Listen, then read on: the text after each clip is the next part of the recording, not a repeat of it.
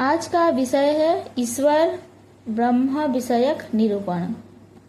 श्लोक नंबर 24। क्लेश कर्म विपाकाशैरपरामृष्टः पुरुष विशेष ईश्वरः।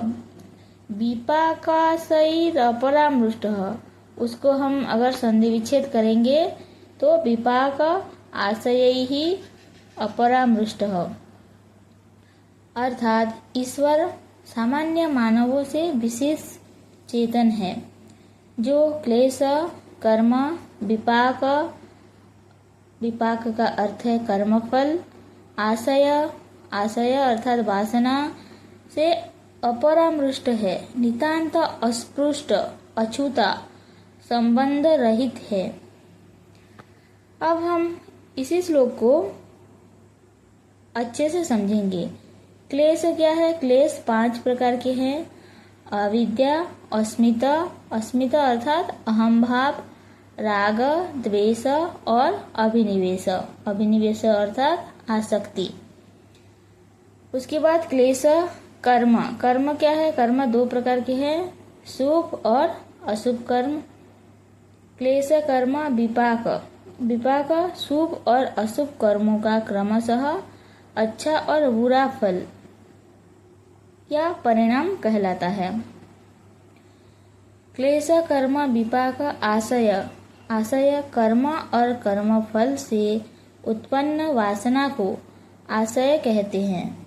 यहाँ वासना से तात्पर्य है मन में सदा छिपा रहने वाला भाव। अब श्लोक नंबर 25। तत्र निरतिशयं सर्वज्ञ बीजम, तत्र उस ईश्वर में, निरतिशय अतिशय या अधिक न होना, अर्थात ईश्वर में सर्वज्ञ होने का बीज अतिशय रहित है। किसी की सर्वज्ञता ईश्वर की सर्वज्ञता से बढ़कर नहीं। और अच्छे से अगर समझेंगे तो जिससे बढ़कर कोई वस्तु हो वह सातिशय कहलाती है, और जिससे बढ़कर कोई वस्तु न हो वह निरतिशय कहलाती है। ईश्वर की सर्वज्ञता निरतिशय है से तात्पर्य है कि इससे बढ़कर और कोई पदार्थ नहीं है। अब श्लोक नंबर 26। सह पूर्वेषामपि गुरुः कालेन अनवच्छेदात्, अनवच्छेद बद्ध न होना, अर्थात ईश्वर समय की अवधि में बद्ध अथवा सीमित नहीं है, अतः वह पूर्ववर्ती गुरुओं का भी गुरु है।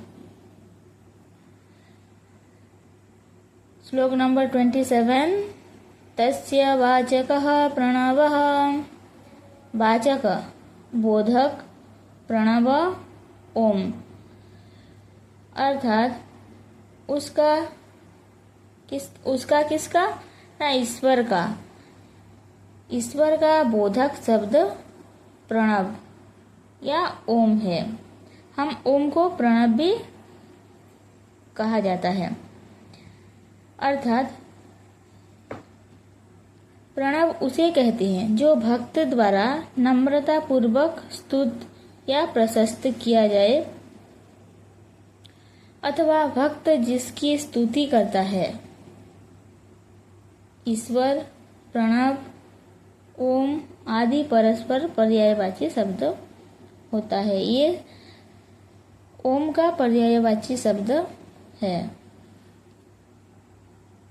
आज के लिए इतना ही।